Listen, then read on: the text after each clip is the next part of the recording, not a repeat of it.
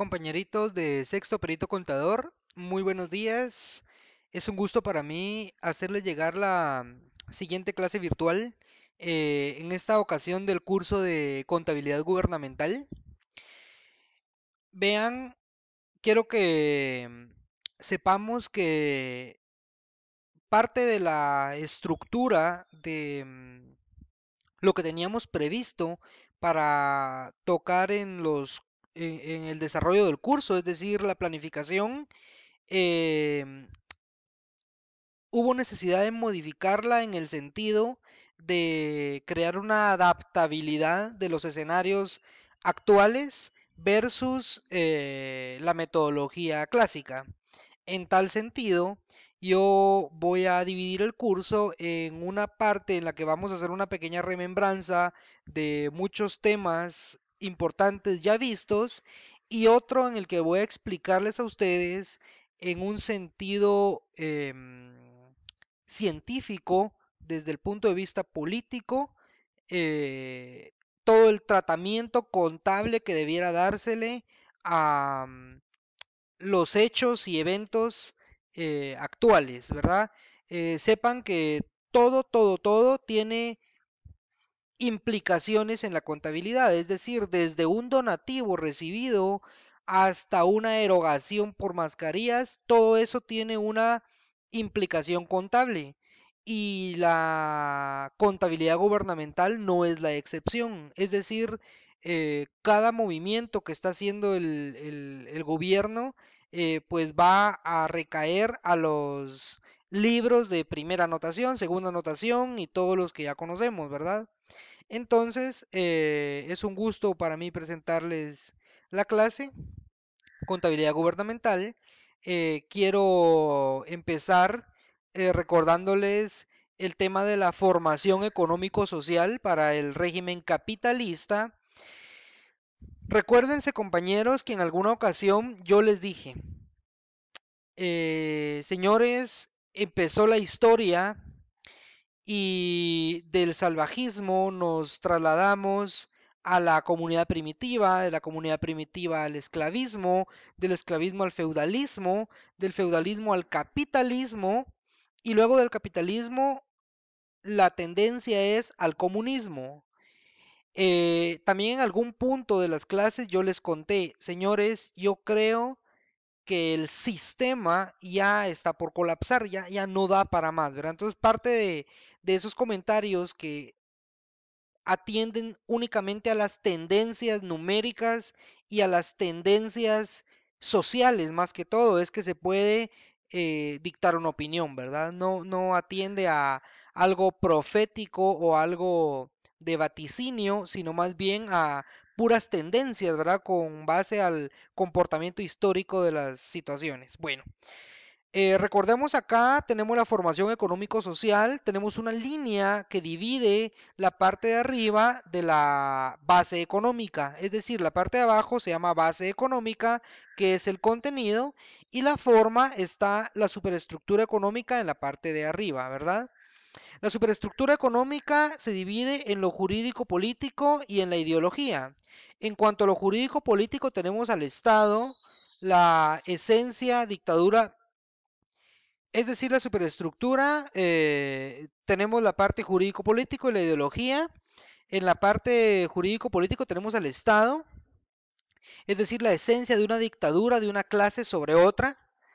Y tenemos al derecho, es la esencia, ¿verdad? Su esencia es la voluntad dirigida en una ley de la clase dominante. Vean, yo se lo puse en cuanto se lo expliqué, se los puse en forma de barras que formaban las palancas del Estado y es exactamente lo mismo. En cuanto a lo jurídico político, el Estado tiene sus aparatos coercitivos, como el ejército, como los juzgados que pertenecen al poder judicial, y en cuanto al derecho, pues también es una forma de dominio porque todo el poder de la clase dominante se eleva a su mayor expresión en todas las leyes y pues los legisladores son los que se encargan de, mediante el proceso legislativo, que nazcan a la vida jurídica las disposiciones que más favorezcan al sistema. En cuanto a la ideología, compañeros, es una forma o una palanca para poder coercitar a toda la población mediante los 5 elementos que les presento en este momento. Uno de los elementos es la filosofía, otra es la ciencia, otra la religión, otra es la moral y otra es la educación. Esto no lo digo yo, esto lo dice la sociología y es un esquema estructural que se ha utilizado desde Alemania en el siglo pasado. Es decir, no es algo nuevo, sino les estoy explicando cómo es que funcionan los ejes del Estado. Eh, en cuanto a la base económica, tenemos el modo de producción. En el modo de producción tenemos dos elementos, las fuerzas productivas y las relaciones sociales de producción. Las fuerzas productivas se dividen en dos. Una lo ocupan los trabajadores y otra lo ocupan los patronos. Es decir, fuerzas de trabajo es el hombre y su experiencia histórica. Y los medios de producción tenemos los instrumentos de trabajo, objetos de trabajo, entre otros. Todas estas fuerzas productivas que agrupan estos dos elementos, que son las fuerzas de trabajo y los medios de producción, determinan y condicionan las relaciones sociales de producción que a la vez crean un ciclo existente el uno con la otra, ¿verdad? Las relaciones sociales de producción tenemos la producción, intercambio, distribución y consumo. Algunos teóricos y algunos libros lo enumeran como producción, distribución, intercambio y consumo. El orden de los factores no altera en cuanto a los dos que están en el centro, el intercambio y la distribución, porque en este caso la producción precede al intercambio y luego el intercambio a la distribución.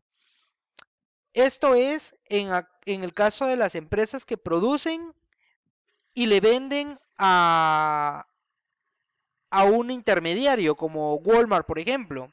Entonces yo produzco, se lo intercambio a Walmart y a Walmart lo distribuye, por ponerles un ejemplo. Y cuando tenemos la producción, distribución, intercambio y consumo, es como la Coca-Cola que produce, distribuye, luego intercambia, luego consume. Entonces, estos dos del centro, pues no importa el orden, ¿verdad? Eso atiende a la interpretación que los teóricos y escritores le den al libro que compilan. Entonces acá tenemos lo que determina la propiedad privada. Bueno, compañeros, entonces seguimos. Eh, Quiero hacerles un recordatorio de lo que es la tríada clásica. La tríada clásica lo hemos hablado y les recuerdo que tríada es un grupo de 3 elementos especialmente vinculados entre sí. Esto puede referirse en política a la división de poderes legislativo, ejecutivo y judicial. En el caso de nuestro territorio, la soberanía de Guatemala radica en el pueblo, quien la delega. ¿Mediante qué la delega? Recordémonos, la delega mediante el sufragio, el derecho al sufragio. Entonces viene el pueblo y mediante el sufragio delega la soberanía en el gobierno. ¿Qué es el gobierno? Es el conjunto de órganos a los que se les confiere el ejercicio de la soberanía para que ejerzan el poder público. Entonces sigo explicando. Eh, la soberanía de Guatemala radica en el pueblo, quien la delega para su ejercicio en los organismos del Estado, es decir, en el gobierno. Los organismos del Estado forman parte del gobierno, según lo establecido en el artículo 141 de la Constitución, los cuales son organismo legislativo, ejecutivo y judicial. Compañeros, los 3 organismos no tienen un orden, es decir, no va uno primero, otro después, no tienen jerarquía. Estos 3 son interdependientes, cada quien tiene su independencia y no está supeditado el uno del otro. Les puse una gráfica en la cual pues yo les explico más o menos cómo es que funciona. La idea es que estos estén como en constante movimiento y son las 3 esferas del Estado donde el ejecutivo, el legislativo y el judicial están en un movimiento constante y paulatino para mantener el orden constitucional. tenemos la tríada significa tres y la tríada clásica en política significan los tres poderes del Estado. Ahora bien, algo que nos llama la atención es que en el centro hay una cuarta esfera. Esta cuarta esfera no nace de la Constitución, sino más bien nace de la interpretación que nosotros, los estudiosos, le damos a la estructura del Estado. Es decir, cuando nosotros leemos las garantías constitucionales y nos damos cuenta que la libre emisión del pensamiento en cuanto a los medios de comunicación es un tipo de ley que se agrupa dentro de las leyes constitucionales que están en la cúspide de la pirámide de Kelsen, o sea, la pirámide que rige el ordenamiento jurídico de Guatemala. Entonces, cuando vemos que este tipo de leyes se encuentra dentro de la agrupación de las constitucionales, cuando vemos que la libertad de prensa es un factor fundamental, cuando vemos el amplio poder que tienen los medios de comunicación, nos damos cuenta que entonces están los tres poderes del Estado y si bien es cierto, ellos ejercen la soberanía, algo que es demasiado importante es el conjunto de medios de comunicación.